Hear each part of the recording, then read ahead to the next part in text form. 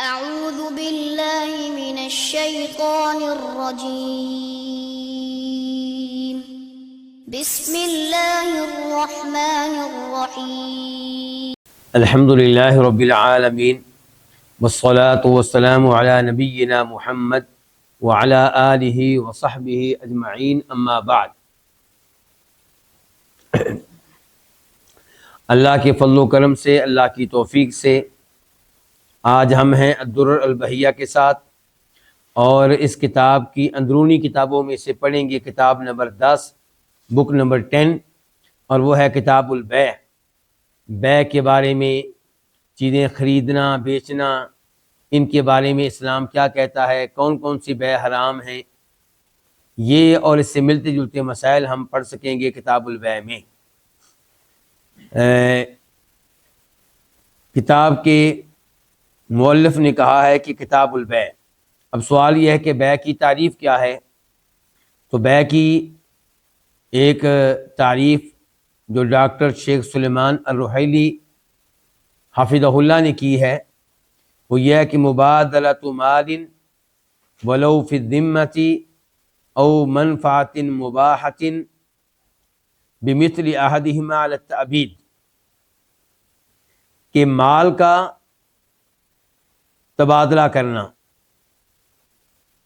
چاہے وہ مال بیچنے والے کے ذمہ ہو، یعنی کہ دے نہیں رہا فوری طور پہ، بلکہ اپنے ذمے لے رہا ہے۔ مال کا تبادلہ چاہے وہ بیچنے والے کے ذمہ ہو، مثال کے طور پہ وہ کہتا ہے کہ میرا گھر ہے فلاں شہر میں، اور وہ گھر اس کا سائز یہ ہے، اس میں بیڈ روم اتنے ہیں، اس میں واش روم اتنے ہیں، اور دیگر اس کی خصوصیات بتاتا ہے، اور پھر کہتا ہے کہ میں وہ بیچ رہا ہوں۔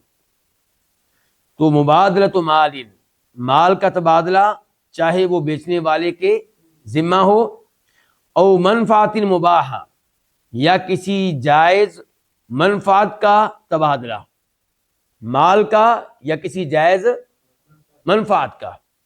مثال کے طور پہ آپ کے محلے میں کوئی مسجد ہے اور اسے جانے والا راستہ بہت دور سے پڑتا ہے، آپ دیکھتے ہیں کہ راستے میں ایک آدمی کا مکان کافی کھلا ڈلا ہے، اگر وہ راستہ دے دے تو مسجد جانا بہت آسان ہو جائے گا۔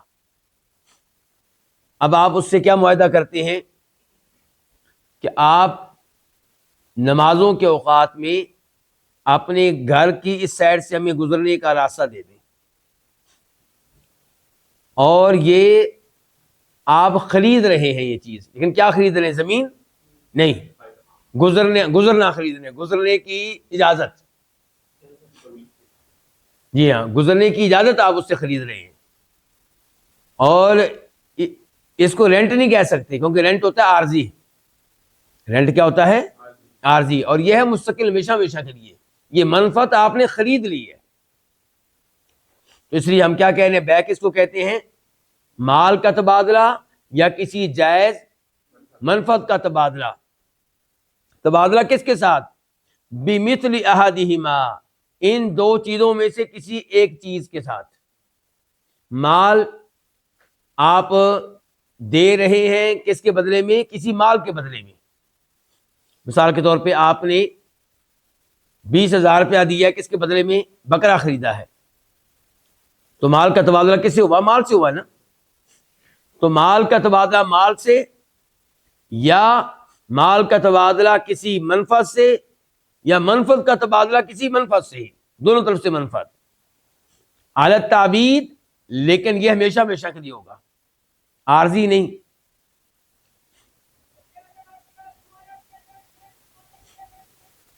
آپ نے دیکھا ہوگا کئی لوگ کیا کہتے ہیں؟ وہ کہتے ہیں کہ میں تمہیں یہ مکان بیچ رہا ہوں اس شرط پہ کہ 5 سال کے بعد یہ مکان میں تم سے خرید لوں گا۔ یہ کون سی بیع ہے جی؟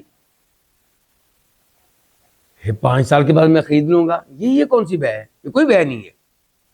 بیع ہوتی ہے ہمیشہ ہمیشہ کے لیے۔ ہاں، اگر میں 5 سال کے بعد بیچوں تو تب آپ آئیے گا، میری آپ کے ساتھ بات طے ہوگی تو ٹھیک ہے، ورنہ میں کسی اور کو بیچ دوں گا۔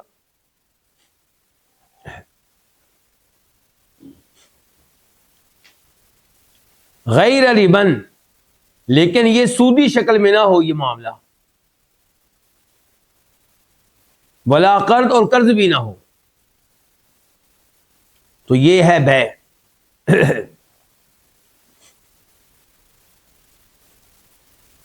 بے کے بارے میں اسلام کیا کہتا ہے؟ بنیادی طور پہ اسلام میں بے کرنا جائز ہے، درست ہے۔ اللہ تعالیٰ فرماتے ہیں سورہ بقرہ میں آیت نمبر 275 میں 275 میں، وَأَحَلَّ اللَّهُ الْبَيْعَ وَحَرَّمَ الرِّبَا، اللہ تعالیٰ نے بے کو حلال قرار دیا ہے اور ربا کو، سود کو حرام قرار دیا ہے۔ اس کا مطلب یہ ہے کہ بنیادی طور پہ اسلام میں بے حلال ہے، جائز ہے۔ ہاں، بے کی کچھ اقسام غلط ہو سکتی ہیں، بے کسی وجہ سے حرام ہو سکتی ہے، لیکن بنیادی طور پہ بے کرنا یہ کیا ہے؟ جائز ہے۔ مزید اگر آپ احادیث کی طرف آ جائیں تو وہاں سے بھی ہمیں بے کی اجازت ملتی ہے۔ فرماتے ہیں نبی علیہ الصلوۃ والسلام، البیعان بالخیار ما لم یتفرقا، دو بے کرنے والے جب بے کریں، ایک چیز بیچ رہا ہے اور ایک خرید رہا ہے، تو جب تک یہ دونوں ایک جگہ ہیں، ایک مجلس میں ہیں، ان میں سے ہر ایک کو حق حاصل ہے کہ اس بے کو کینسل کر لے۔ یعنی کہ بے ہوگی، چائے پی رہے ہیں، ہنسی مزاح چل رہا ہے، 15 منٹ کے بعد بیچنے والا کہتا ہے نہیں جی میرا پروگرام تبدیل ہو گیا ہے، تو شریعت کے لحاظ سے کیا ہے؟ جائز ہے، بے کینسل کر سکتا ہے۔ خریدنے والا کہتا ہے 20 منٹ کے بعد، جائز ہے، لیکن اگر ان میں سے ایک اٹھ کے باہر چلا گیا تو اب کینسل کرنے کا اختیار ختم ہو گیا، بے پکی ہوگی بس۔ تو البیعان بالخیار، دونوں بے کرنے والے، خریدنے والا بیچنے والا، بائع مشتری، بالخیار، ان میں سے ہر ایک کو اختیار ہے کس چیز کا؟ بے کو کینسل کرنے کا، ما لم یتفرقا، جب تک کہ دونوں جدا نہیں ہو جاتے، الگ نہیں ہو جاتے۔ بخاری شریف کی حدیث ہے 2111 2111۔ اس حدیث کے پیش نظر عبداللہ بن عمر جب بے کرتے تھے تو کیا کرتے تھے؟ وہ بے کرنے کے بعد اٹھ کے چلے جاتے تھے تاکہ بے کیا ہو جائے؟ پکی ہو جائے، اور یہ جو ہے اس کو کینسل نہ کر سکے۔ تیسرے نمبر پہ مسلمانوں کا بھی اجماع ہے کہ بے یہ کام ٹھیک ہے، جائز ہے، درست ہے، اس پہ مسلمانوں کا اجماع ہے، اتفاق ہے، کاروبار کرنا، بے کرنا جائز ہے۔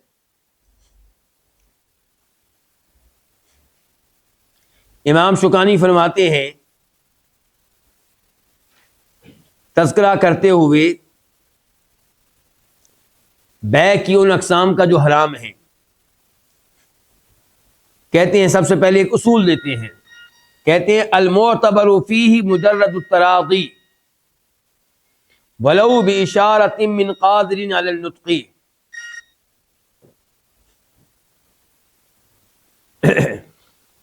کہتے ہیں کہ المعتبر فیہ، اس میں اعتبار ہے، کس میں؟ بے میں، بے میں اعتبار ہے مجرد التراضی، صرف باہمی رضامندی کا۔ کس کا اعتبار ہے؟ صرف باہمی رضامندی کا، یعنی کہ بیچنے والا خریدنے والا دونوں کیا ہوں؟ راضی ہوں۔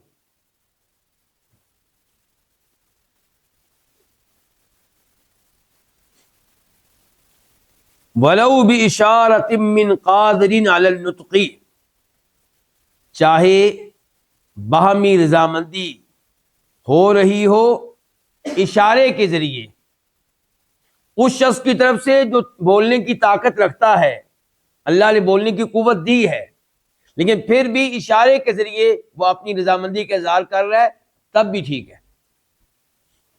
ان کی رضامندی ہونی چاہیے، چاہے اس کا اظہار بول کر ہو یا اشارے کے ذریعے ہو۔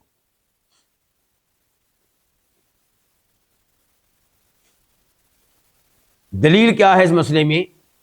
سورہ نساء آیت نمبر 29 اللہ تعالیٰ فرماتے ہیں یا ایھا الذین آمنوا، اے ایمان والو، لا تأکلوا اموالکم بینکم بالباطل، تم آپس میں اپنے اموال باطل طریقے سے نہ کھاؤ، ناجائز طریقے سے کسی کا مال نہ کھاؤ. الا ان تکون تجارتن، الا یہ کہ کوئی مال آپ کے پاس آ رہا ہے تجارت کے ذریعے، عن تراض منکم، اور تجارت کے پیچھے کیا ہے؟ باہمی رضامندی. اور نبی علیہ الصلوۃ والسلام فرماتے ہیں، ابن ماجہ کی حدیث ہے، نمبر ہے 2185 2185، انما البیع عن تراض، بیع صرف اور صرف وہ درست ہے جو باہمی رضامندی سے ہو. تو پہلا اصول ہمیں امام شوکانی نے کیا دیا ہے کہ بیع میں باہمی رضامندی اس کا بنیادی کردار ہے. اسی اصول سے میں آپ کو لے کر جا رہا ہوں اس کتاب سے ایک اور کتاب کی طرف، اور یہ کتاب ہے استاد محترم شیخ ڈاکٹر سلیمان سلیم اللہ الرحیلی حفظہ اللہ کی. یہ مدینہ یونیورسٹی میں میرے استاد تھے اور مسجد نبوی میں درس دیتے ہیں، آج بھی دے رہے ہیں، اللہ ان کی زندگی میں برکتیں ڈالے، اور بہت ہی علمی شخصیت ہیں. خطابت بھی ان کی بلا کی ہے، اور عقیدہ و منہج کے لحاظ سے بھی ایک شاندار شخصیت ہیں. ان کی کتاب سے یہی مسئلہ، جو پہلا مسئلہ ہم نے ابھی پڑھا ہے کس سے؟ امام شوکانی سے، ذرا تفصیل کے ساتھ اس کتاب سے پڑھنے کا موقع ملے گا، اور انشاءاللہ آپ محسوس کریں گے کہ اس موضوع کا شیخ محترم نے حق ادا کر دیا ہے. کیا ادا کر دیا ہے؟ حق ادا کر دیا ہے.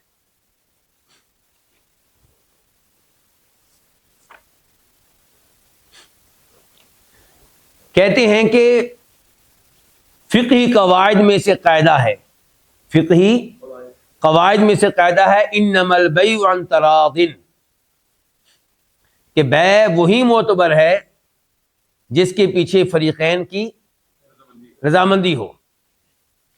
پھر کہتے ہیں کہ شیخ الاسلام ابن تیمیہ رحمہ اللہ نے بھی یہ قاعدہ ذکر کیا ہے، لیکن ان کے الفاظ یہ ہیں کہ الاصل فی العقود رضا الطرفین، کہ جو معاہدے ہوتے ہیں ان میں اصول یہ ہوتا ہے کہ فریقین راضی ہوں، دونوں راضی ہوں.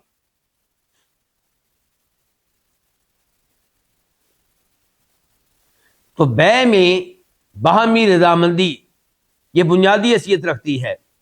نمبر ایک، باہمی رضامندی ہو اس چیز پہ جس کی بیع ہو رہی ہے. نمبر دو، باہمی رضامندی ہو بیع کے نتائج پہ. مثال کے طور پہ بیع ہو رہی ہے کسی گھر پہ، گھر کو بیچا جا رہا ہے، خریدا جا رہا ہے، تو بیچنے والا بیچنے پہ راضی ہو، خریدنے والا خریدنے پہ راضی ہو، کسی پہ دھکا نہ کیا جا رہا ہو. یہ ہو گیا بیع پہ رضامندی. پھر میں نے کیا کہا تھا؟ بیع کی نتائج پہ.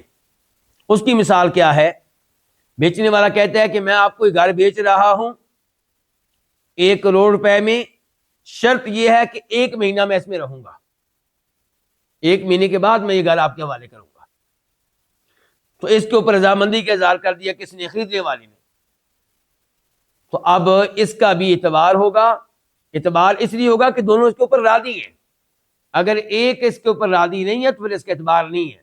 مثال کے طور پہ بیع ہو گئی اور اب یہ کہتا ہے بعد میں جی میں تو 1 مہینے کے بعد کر دوں گا، اور دوسرا نہیں مانتا، تو یہ غلط ہے، فوری دینا پڑے گا، یا آپ اس کو منائیں، راضی کریں.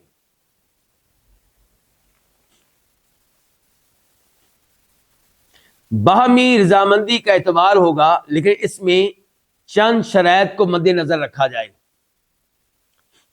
باہمی رضامندی میں چند شرائط کو مد نظر رکھا جائے. پہلی شرط کہ دونوں کہیں ایسی بیع پہ راضی نہ ہو جائیں جو حرام ہو. اگر دونوں ایسی بیع پہ راضی ہو جاتے ہیں جو حرام ہے تو ان کی رضا کا اعتبار نہیں ہوگا، کیونکہ اللہ راضی نہیں ہے.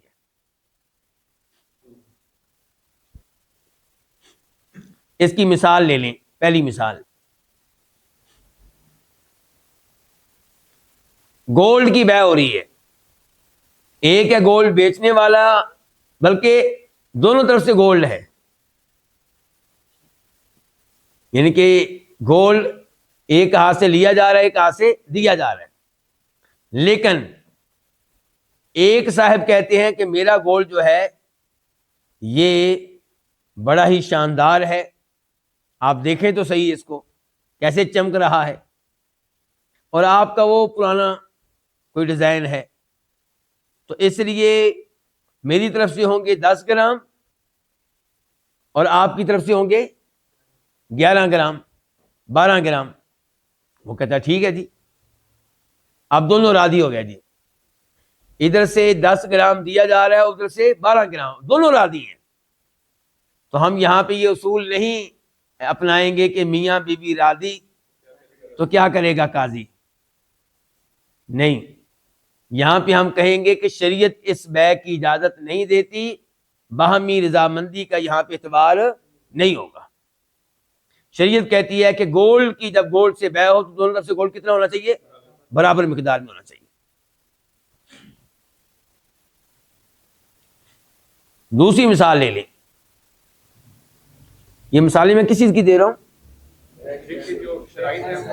یعنی کہ بائع اور مشتری فریقین راضی ہیں لیکن حرام چیز پہ راضی ہیں، تو ایسی بے یعنی کہ کا کوئی اعتبار نہیں ہوگا، یہ غلط بے ہے۔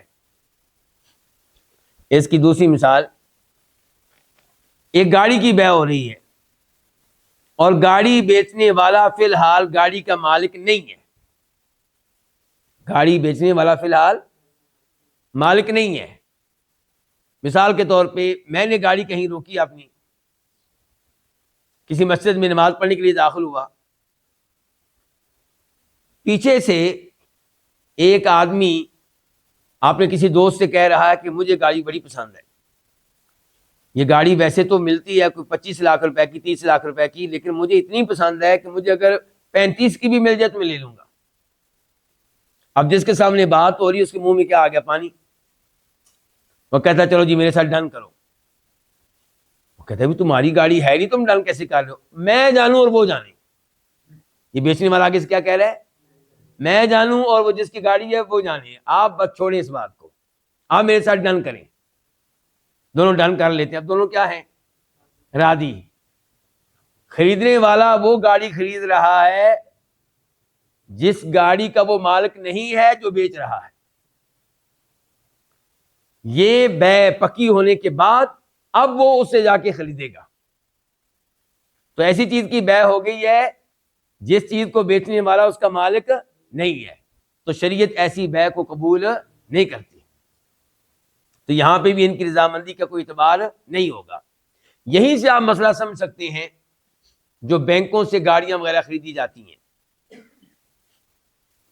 پہلی بات تو یہ ہے کہ سودی بینکوں کے ساتھ ایسا معاملہ، ایسی ڈیلنگ کرنی ہی نہیں چاہیے، چاہے وہ گاڑی بیچنے میں صاف ستھرے ہوں، سودی بینک سے ایسا معاملہ نہیں کرنا چاہیے، کیونکہ ہم نے ان اداروں کے ساتھ تعاون نہیں کرنا، یہ سودی ادارے ہیں، ہم نے ان کے ساتھ کسی قسم کا تعاون نہیں کرنا۔ وہ جو اکاؤنٹ ہم کھول لیتے ہیں، کون سا؟ کرنٹ اکاؤنٹ، وہ ہماری مجبوری ہے، ورنہ کرنٹ اکاؤنٹ بھی ان بینکوں میں کھولنے سے بچنا چاہیے۔ لیکن فرض کر لیا کہ بینک بڑا اچھا ہے، یعنی کہ سودی بینک نہیں ہے، اور وہ قسطوں پہ گاڑی بیچ رہے ہیں اور مجھے قسطوں پہ گاڑی چاہیے، اب میں ان سے معاہدہ کروں گا، وہ ڈن کر لیں گے میرے ساتھ، اب وہ کہیں گے مجھ سے کہ فلاں شو روم میں چلے جاؤ اور جو گاڑی آپ نے لینی ہے وہ پسند کر لو، اور پھر ہم ان شو روم والوں سے اپنا معاہدہ کر لیں گے، آپ کے ساتھ ہماری بات پکی ہو گئی ہے۔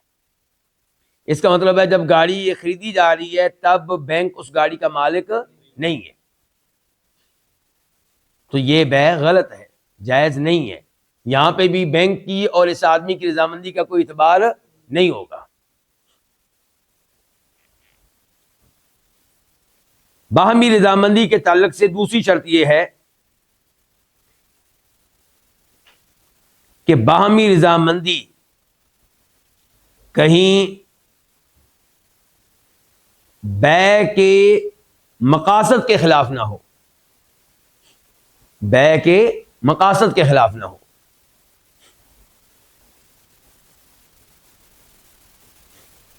اگر یہ دونوں، یہ بس شرط اتنی تھی، اب سمجھیں بات کو، اگر یہ دونوں راضی ہو جاتے ہیں کسی ایسی چیز پہ جو بیع کا جو معاہدہ ہوتا ہے اس کے مقاصد کے خلاف ہے، تو ان کی باہمی رضامندی کا کوئی اعتبار نہیں ہوگا۔ مثال، میں آپ کو یہ گھر بیچ رہا ہوں، شرط یہ ہے کہ آپ اس گھر میں کوئی تصرف نہیں کر سکتے، یعنی کہ شرط یہ ہے کہ آپ اس گھر کو آگے بیچ نہیں سکتے، یا شرط یہ ہے کہ آپ یہ گھر آگے کسی کو گفٹ نہیں کر سکتے، یا شرط یہ ہے کہ آپ یہ گھر کرائے پہ نہیں دے سکتے، یا شرط یہ ہے کہ یہ گھر آپ کے پاس رہے گا، جب آپ فوت ہو جائیں گے تو آپ کے بچے اس کے وارث نہیں بن سکتے۔ یہ ساری جو شرائط رکھی گئی ہیں یہ بیع کے مقاصد کے خلاف ہیں۔ بیع کا مقصد یہ ہوتا ہے کہ میں اس کا مالک ہوں، میں جو چاہوں سو کروں، میں بیچنا چاہوں بیچوں، میں کرائے پہ دینا چاہوں کرائے پہ دوں، رینٹ پہ دینا چاہوں رینٹ پہ دوں، میرے بچے اس کے وارث بنے۔ یہ آپ کون سی شرائط لگا رہے ہیں میرے ساتھ کہ آپ کو یہ مکان بیچتے ہیں شرط پہ کہ آپ آگے بیچ نہیں سکیں گے، آپ کسی کو گفٹ نہیں دے سکیں گے، آپ کے بچے اس کے وارث نہیں بن سکیں گے؟ یہ تو بیع کے بنیادی مقاصد کے خلاف ہے۔ تو ایسی بیع کو کینسل کیا جائے گا اور اس میں باہمی رضامندی کا اعتبار نہیں ہوگا۔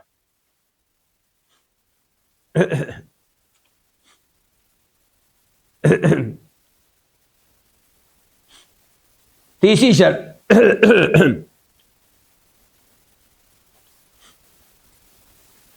کہ کوئی شرعی سبب موجود نہ ہو جو تقاضا کرتا ہو رضامندی کو ملغا کرنے کا،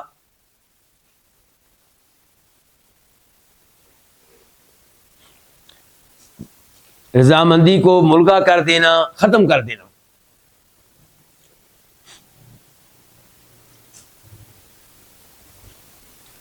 اگر کوئی شرعی سبب پایا جا رہا ہے جو تقاضا کرتا ہے کہ باہمی رضامندی کے اصول کو کیا کر دیا، ختم کیا جائے، تو یہاں پہ پھر باہمی رضامندی کی طرف دیکھا نہیں جائے گا۔ مثال سے بات سمجھائیں گے انشاءاللہ آپ۔ ایک آدمی ہے، اس کے ذمے بہت سے لوگوں کا قرضہ ہے اور وہ قرضہ ادا کرنے کے لیے تیار نہیں ہے، معاملہ پہنچ گیا کورٹ میں، عدالت میں، حکومت کے پاس، پولیس کے پاس، تو اب اس کو مجبور کرے گا جج، اس کا کوئی مکان، اس کا کوئی گھر، اس کا کوئی پلاٹ بیچنے پہ۔ وہ بیچنا نہیں چاہتا، وہ بیچنا، یہاں پہ اس کی رضا نہیں پائی جا رہی، اس کی رضامندی کے بغیر یہ کام ہو رہا ہے، تو یہ بیع کیا ہوگی؟ درست ہوگی۔ مکان بیچا جا رہا ہے، پلاٹ بیچا جا رہا ہے، یہ زمین بیچی جا رہی ہے، خریدنے والا تو راضی ہے، بیچنے والا راضی نہیں ہے، لیکن یہ کس کے آرڈر پہ ہو رہا ہے؟ قاضی کے آرڈر پہ، جج کے آرڈر پہ ہو رہا ہے، کورٹ کے ذریعے کام ہو رہا ہے، کیونکہ اس نے لوگوں کے پیسے دینے ہیں۔ تو یہاں پہ چاہے رضامندی نہیں پائی جا رہی ہے، بیع صحیح ہے، یعنی کہ باہمی رضامندی کی شرط یہاں پہ کیا کر دی گئی؟ ختم کر دی گئی، کیونکہ شرعی سبب پایا جا رہا ہے جو تقاضا کرتا ہے کہ باہمی رضامندی کی شرط کو یہاں پہ کیا کیا جائے؟ ختم کیا جائے۔ اس کی ایک اور مثال لے لیں آپ۔ بازار میں، مارکیٹ میں آٹے کی قلت پیدا ہو چکی ہے اور کسی آدمی نے اپنے کسی گودام میں، سٹور میں آٹے کی بہت سی بوریاں رکھی ہوئی ہیں، ہزاروں کی تعداد میں۔ ایک بوری وہ ہے، دو بوریاں وہ ہیں، تین بوریاں وہ ہیں، جو اس کی اپنی فیملی کے لیے ہیں، پورے سال کے لیے، وہ کوئی مسئلہ نہیں، لیکن وہ اس نے بیچنے کے لیے رکھی ہوئی ہیں، لیکن ابھی نہیں بیچنا چاہتا۔ کب بیچے گا؟ جب اور قیمت بڑھے اور اس کی ڈیمانڈ بڑھے۔ تو حکومت کو پتہ چلا، پولیس کو پتہ چلا، تو اس کے گودام پہ چھاپہ مارا گیا، اور حکومت نے خود اس کو بیچنے کی ذمہ داری سنبھال لی، کسی آفیسر کی ڈیوٹی لگا دی گئی، یا اسی کو مجبور کیا جا رہا ہے کہ اس کو بیچو، اور مثال کے طور پہ ایک بوری بیچو 1000 روپے میں، جب کوئی بیچنا چاہتا تھا 5000 روپے میں. تو یہاں پہ وہ راضی نہیں ہے، لیکن حکومت اس کو مجبور کر رہی ہے، تو یہ اس حکومت کا مجبور کرنا بالکل اسے درست ہے.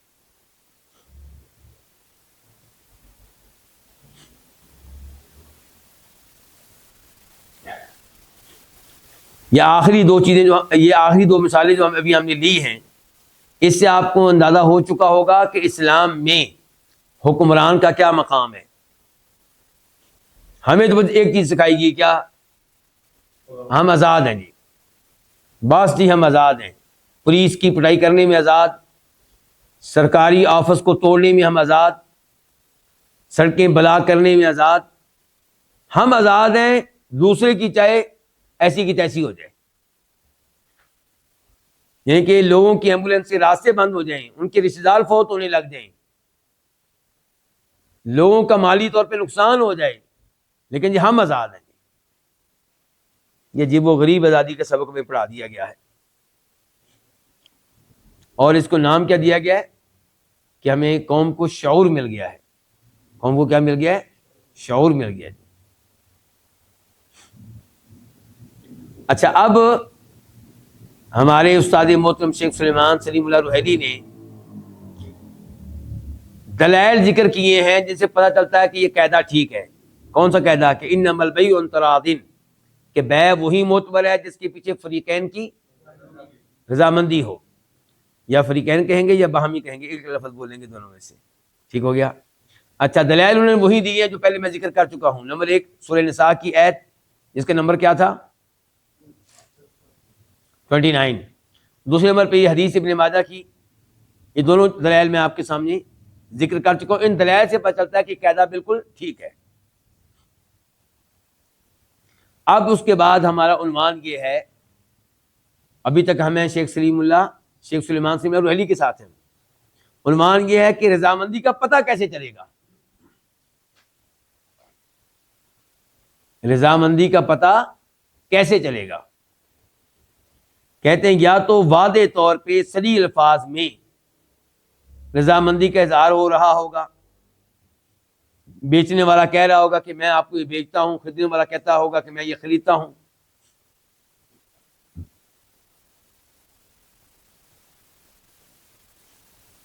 اور دوسرے نمبر پہ باہمی رضامندی کا پتہ چلے گا اس طرح کہ ان میں سے کوئی ایک خاموش ہے وہاں پہ جہاں بولنا چاہیے، خاموش ہے وہاں پہ جہاں، تو یہ جہاں بولنا چاہیے وہاں پہ خاموشی اختیار کرنا، اس سے بھی پتہ چل رہا ہے کس کا؟ رضامندی کا.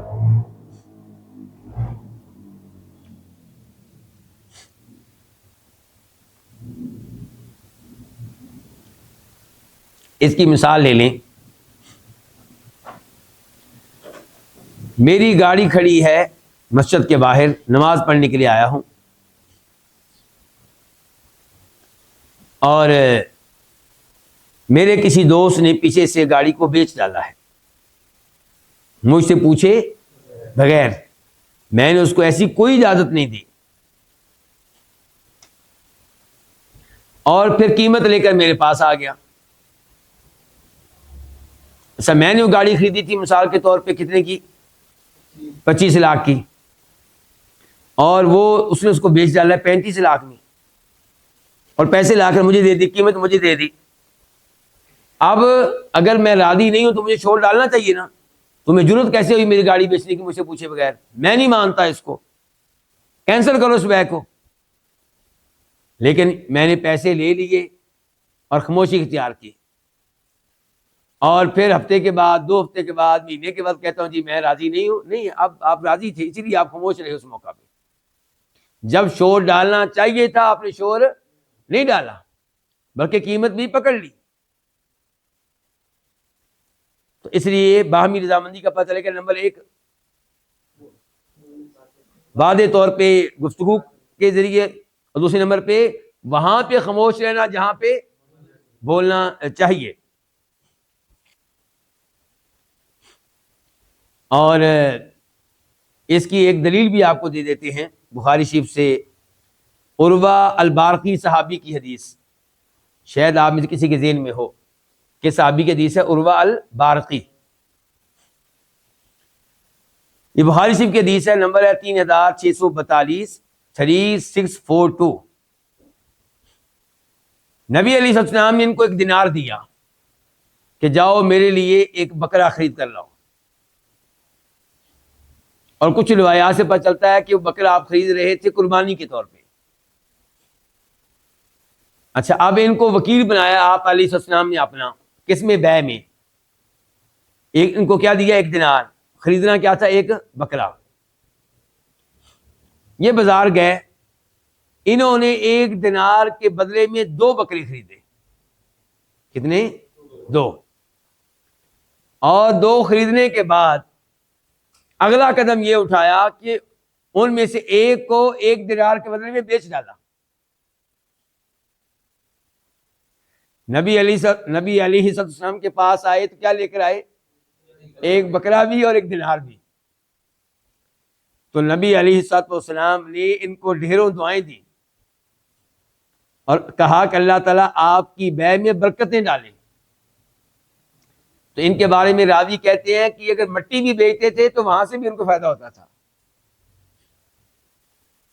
اور ایک راوی کہتے ہیں میں نے ایک دفعہ دیکھا ان کے گھر میں 70 گھوڑے کھڑے تھے. کتنے گھوڑے؟ اونٹ نہیں، 70 گھوڑے.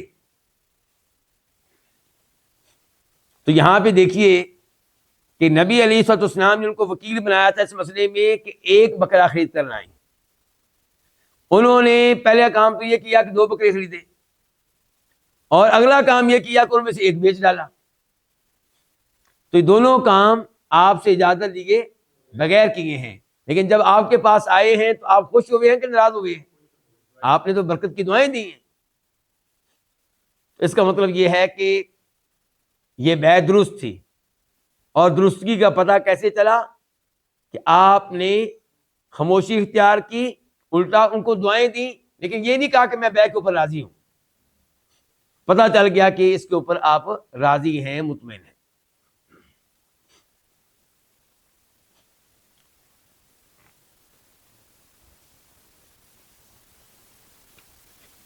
تو باہمی رضامندی کا پتہ چلے گا یا تو صراحت سے، یا خاموش رہنے سے، اور یا عرف کے ذریعے پتہ چلے گا. کس کے ذریعے؟ عرف کے ذریعے. عرف سے مراد کیا ہے؟ معاشرے میں ایک جو رواج بنا ہوا ہے، ایک جو بات مشہور و معروف ہے.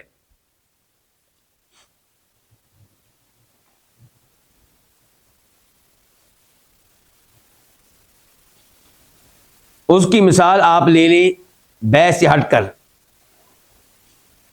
آپ کسی کے گھر میں گئے اور انہوں نے آپ کو بٹھا دیا، کہاں؟ اپنے کہاں بٹھاتے ہیں؟ ڈرائنگ روم میں، مہمان خانے میں.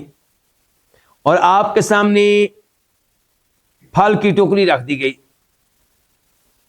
لیکن آپ سے یہ نہیں کہا گیا کہ آپ پھل کھا سکتے ہیں. ٹوکری رکھنے کے بعد وہ رکھنے والا گھر چلا گیا کوئی اور چیز لانے کے لیے یا کسی بھی کام سے. اب آپ سے صبر نہیں ہو سکا اور آپ نے جناب والا پھل کھانا شروع کر دیا ہے. تو کیا یہ کھانا جائز ہے؟ اگر آپ ایسے ماحول میں رہتے ہیں، معاشرے میں جہاں لوگوں میں یہ بات مشہور ہے، طے ہے، ذہنوں میں بات بیٹھی ہوئی ہے کہ اگر پھل آپ کے سامنے رکھ دیا جائے تو اس کا مطلب یہ ہے کہ یہ اجازت ہے آپ کو کھانے کی، تو پھر آپ کھا سکتے ہیں.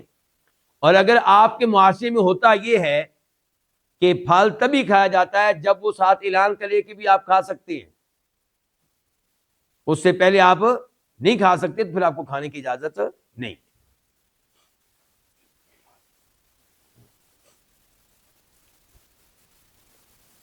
اس کے بعد ہمارا اگلا عنوان یہ ہے، اور ہم ابھی تک ہیں شیخ سلیمان سلیم اللہ الرحیلی حفظہ اللہ کے ساتھ، کہ رضامندی کے ارکان کیا ہیں، رضامندی میں کون سی چیزیں بنیادی حیثیت رکھتی ہیں. جیسے ہم کہتے ہیں نماز کے ارکان. نماز کے ارکان کیا ہیں؟ سورہ فاتحہ پڑھنا، قیام کرنا، رکوع میں جانا، سجدہ کرنا، یہ سب چیزیں کیا ہیں؟ نماز کے ارکان ہیں. ایسے ہی رضامندی کے ارکان کیا ہیں؟ نمبر 1 العلم. پہلا رکن کیا ہے؟ العلم.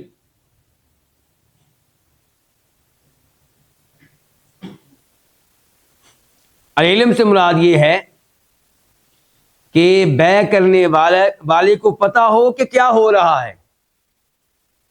ایسا نہ ہو کہ اس کو پتہ ہی نہیں ہے اور اس نے ہاں کر دی ہے اور آپ کو پتا ہے کہ اس کو پتہ نہیں ہے اور آپ کہہ رہے جی آپ اس نے ہاں کر دی تھی.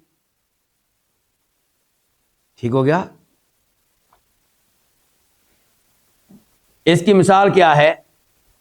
ایک آدمی اجمی ہے، عربی نہیں ہے، عربوں کی کسی مجلس میں آیا اور اس کے پاس کوئی چیز ہے بیچنے والی، تو عربی نے اس کو کہہ دیا کہ میں آپ سے چیز خریدتا ہوں 1000 روپے میں. اب اس کو نہیں پتا کہ وہ کیا کہہ رہا ہے، اس نے ویسے ہی سر لا دیا. اب وہ کہتا ہے جناب والا کہ اس نے رضامندی کا اظہار کیا تھا، یہ 4-5 عربی گواہ ہیں اس بات کے. تو وہ عدالت میں جا کر کہے گا کہ آپ کہیں سے معلوم کر لیں، میں عربی بالکل نہیں جانتا، میں نے سمجھا کہ مجھ سے کوئی پیار و محبت کی باتیں کر رہا ہے تو میں نے ہاں کر دی. جیسا کہ ہمارے ملک کے ایک حکمران گزرے ہیں، ان کے بارے میں ان کے سیکرٹری نے سچی بات لکھی ہے کہ وہ بڑی عمر کے تھے اور ان کے کئی اعضاء صحیح معنوں میں کام نہیں کرتے تھے، لیکن اقتدار چھوڑنے کے لیے تیار نہیں تھے. تو ایک دفعہ چائنا کے صدر سے ملاقات ہوئی. اب چائنا کے صدر ان کو بتا رہے ہیں کہ میں پچھلے دنوں بہت بیمار رہا ہوں، میری طبیعت کافی خراب رہی ہے، اور یہ چونکہ اونچا سنتے تھے، یہ آگے سے کہہ رہے ہیں ویل ڈن ویل ڈن،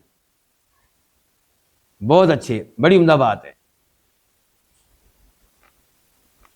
قدرت اللہ شہاب نے یہ بات لکھی ہے شہاب نامے میں. تو رضامندی میں پہلا رکن کیا ہے؟ العلم. دوسرا ہے الاختیار، کہ وہ اپنی مرضی سے رضامندی کا اظہار کر رہا ہو، اس کے سر پہ پسٹل نہ رکھا گیا ہو، زبردستی نہ کی جا رہی ہو.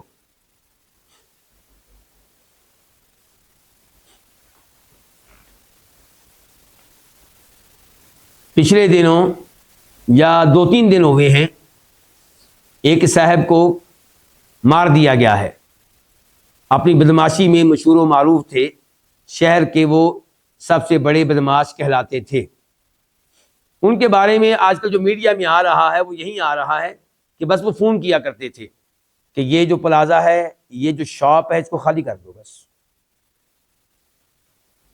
اور اگلے آدمی کو پتا ہوتا تھا کہ اب خالی کرنا پڑے گا، نہ پولیس میرے کام آئے گی، نہ کوئی اور تعلقات کہیں کام آئیں گے، کوئی چیز میرے کام نہیں آئے گی. اب تو اگر اس قسم کا آدمی کہیں فون کر دے اور کہے کہ جناب والا یہ اپنا پلازا مجھے بیچ دو، مثال کے طور پہ 10 لاکھ کا، وہ پلازا جو ہے 30 لاکھ کا، 50 لاکھ کا، یا وہ 30 لاکھ ہی دے رہا ہو لیکن وہ بیچنا نہیں چاہتا، وہ چاہتا ہے میں بھی کھاؤں اس سے اور میری اندر نسلیں بھی کھائیں، لیکن اس بدماش نے فون کر دیا دھمکی والا.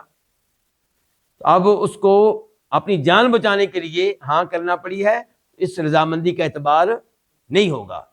مثال کے طور پہ اگر کل کو یہ بدماش ختم ہو جاتا ہے یا بیمار ہو جاتا ہے اور پھر یہ کورٹ میں جاتا ہے، ثابت کرتا ہے کہ اس نے مجھے فون کیا تھا، دھمکی دی تھی، اس لیے میں نے رضامندی کا اظہار کیا تھا، ورنہ میں راضی نہیں ہوں، تو جج جو ہے اس بیع کو کینسل کرے گا. تو رضامندی کے کتنے ارکان ہو گئے؟ العلم اور الاختیار.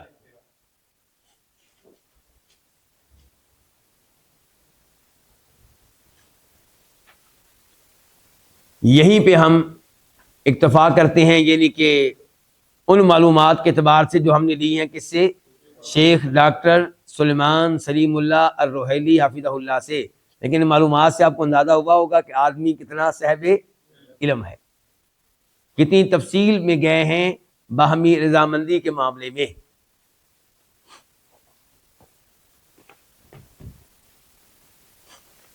تو میں ایک دفعہ پھر یہ پہلا جملہ پڑھ دوں امام شوکانی رحمہ اللہ کا، پھر آگے بڑھتے ہیں.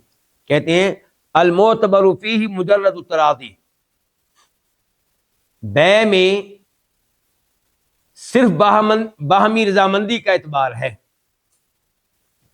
ولو باشارۃ من قادر علی النطق، چاہے باہمی رضامندی کا اظہار ہو رہا ہو اشارے کے ذریعے اس آدمی کی طرف سے جو گفتگو کرنے کی صلاحیت رکھتا ہے. اس کے بعد کہتے ہیں امام شوکانی ولا يجوز بيع الخمر والمیتۃ والخنزیر والاصنام،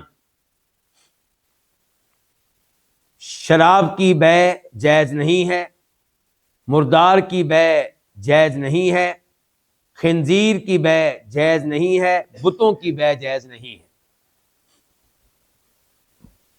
کتنی چیزیں ہو گئیں؟ 4. پہلے اس بارے میں حدیث آپ کے سامنے رکھوں گا، پھر دیگر تفصیلات.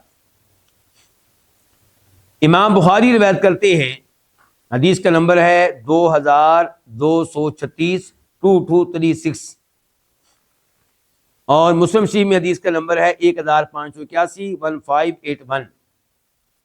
حدیث کے راوی ہیں جابر بن عبداللہ رضی اللہ تعالیٰ عنہما، خود بھی صحابی ہیں، ان کے والد گرامی بھی کیا تھے؟ صحابی تھے.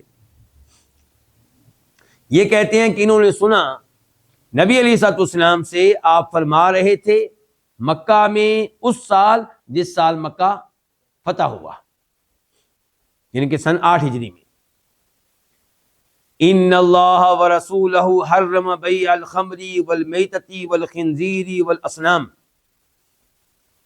اللہ کے نبی فرما رہے تھے کہ بے شک اللہ تعالیٰ نے اور اللہ کے رسول نے علیہ الصلوۃ والسلام حرام قرار دیا ہے شراب کی بیع کو، مردار کی بیع کو، یعنی کہ آپ مردہ بکرا بیچیں، مردہ بھینس بیچیں، مردہ گائے بیچیں،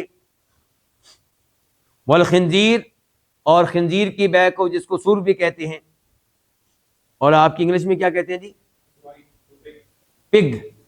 پگ. والاصنام، اور بتوں کی بیع. بتوں کو کیا کہتے ہیں آپ لوگ؟ آئیڈل. چلیں جی.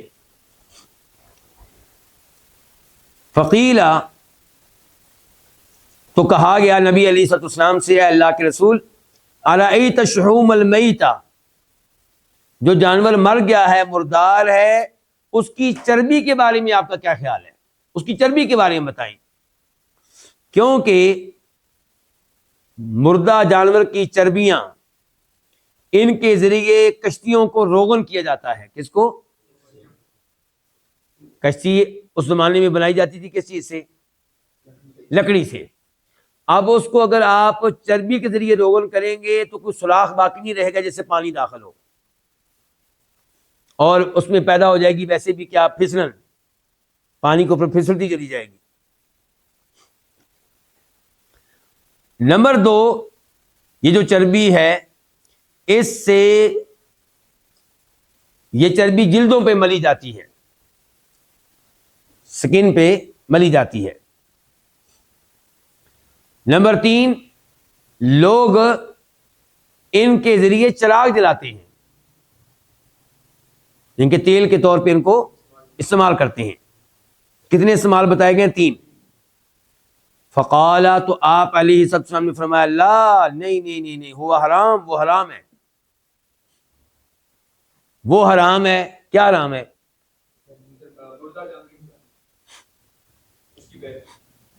یہ علماء کرام میں اختلاف ہے کہ وہ حرام ہے، وہ سے کیا مراد ہے کہ اس کا یہ استعمال حرام ہے یا اس کی بیع حرام ہے؟ فری میں مل رہی ہو تو آپ یہ والا استعمال کر سکتے ہیں. تو زیادہ مضبوط قول یہ ہے کہ بیع حرام ہے. باقی یہ کہ آپ چراغ جلائیں اس کے ساتھ، فری میں کہیں سے آپ کو مل گئی ہے تو کوئی حرج نہیں. پھر فرمایا نبی علیہ الصلوۃ والسلام نے، قاتل اللہ الیہود، اللہ تعالیٰ یہودیوں کو تباہ و برباد کرے. ان اللہ لما حرم شحومہا، جب اللہ تعالیٰ نے ان پہ چربیاں حرام کر دیں تو انہوں نے کیا کیا؟ جملوہ، چربی لیتے اس کو پگھلاتے. ثم باعوہ، پھر اس کو بیچ دیتے، فاکلوا ثمنہ، اور اس کی قیمت کھاتے. کہتے چربی حرام ہے، ٹھیک ہم کھا تو نہیں رہے نا. چربی کو کیا کرتے؟ آگ پہ رکھ کے پگھلاتے اور پھر اس کو بیچتے اور اس کی قیمت کھاتے. تو اس حدیث سے پتا چلا کہ شراب، جس کو عربی میں کیا کہتے ہیں؟ الخمر، یہ اس کی بیع بھی حرام ہے، اور مردہ جانور کی بیع بھی حرام ہے، خنزیر کی، پگ کی بیع بھی حرام ہے، اور بتوں کی بیع بھی حرام ہے.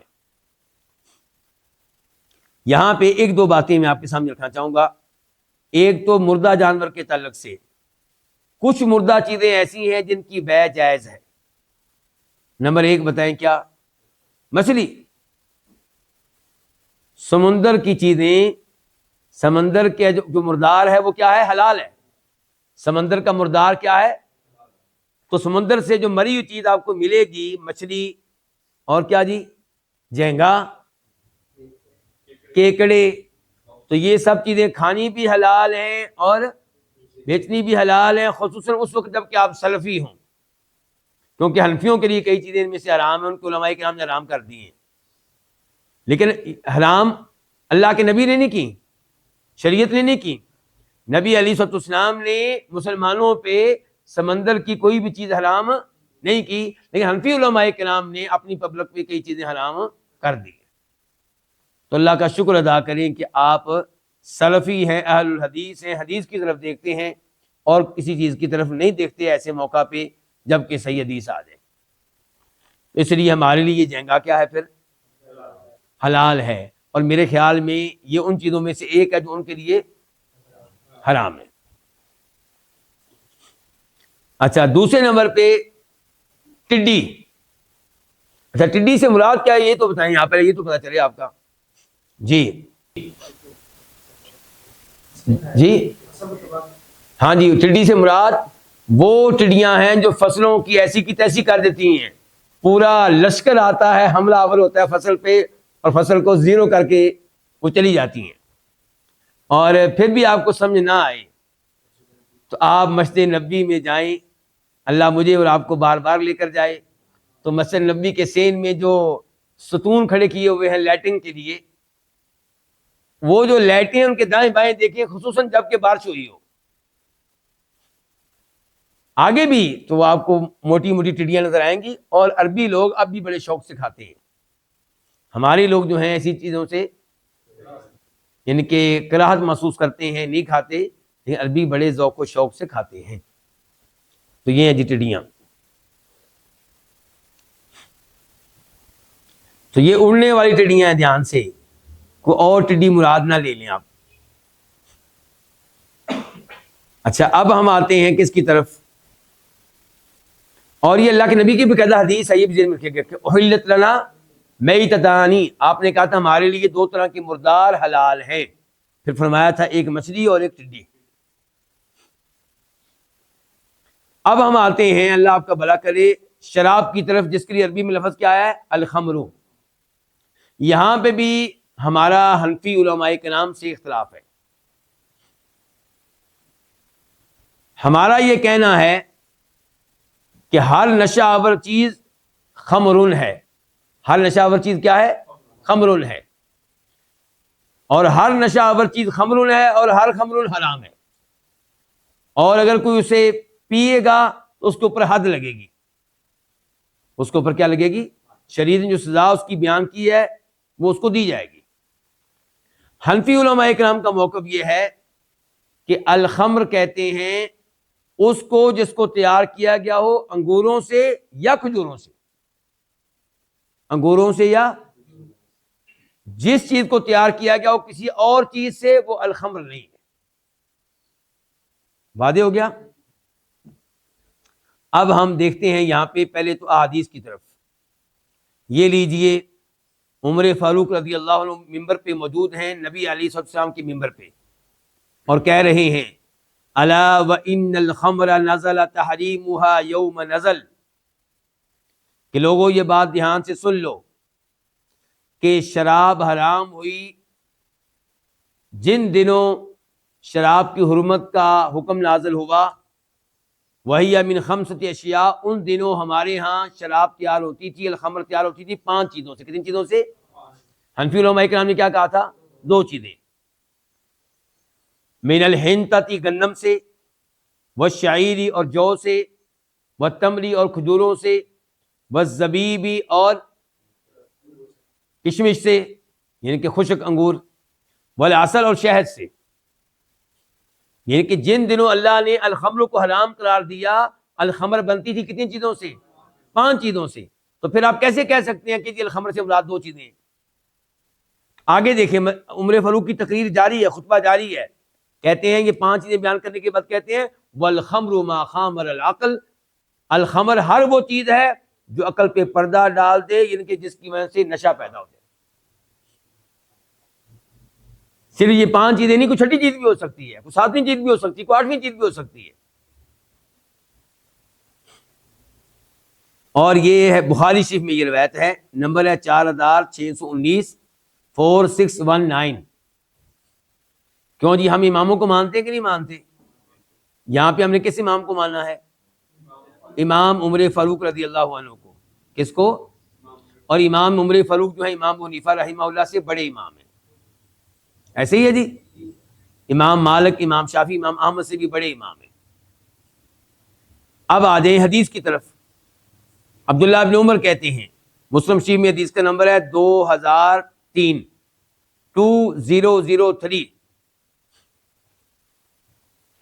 کہ فرمایا نبی علیہ الصلوۃ والسلام نے کل مسکر خمر، خمر کا لفظ سن رہے ہیں آپ کہہ رہے ہیں کہ ہر نشہ آور چیز خمر ہے۔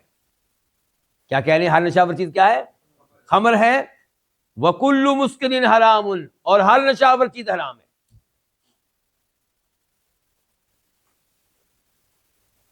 حنفی علماء کرام اس نشے کو جو دیگر چیزوں سے حاصل ہوتا ہے جائز قرار نہیں دیتے، یہ بھی بتا دوں میں، آپ یہ نہ سمجھے کہ وہ جائز قرار دیتے ہیں، لیکن وہ اس کو الخمر نہیں مانتے، الخمر والی جو حد ہے، سزا ہے، وہ دینے کے لیے تیار نہیں، جبکہ نبی علیہ السلام صاف صاف کہہ رہے ہیں کل مسکر خمر، یعنی کہ گویا کہ آپ قرآن کریم کے لفظ الخمر کی کیا کر رہے ہیں؟ وضاحت۔ آپ کہہ رہے ہیں کل مسکر خمر، ہر نشہ آور چیز خمر ہے، وکل مسکر حرام، اور ہر نشہ آور چیز کیا ہے؟ حرام ہے۔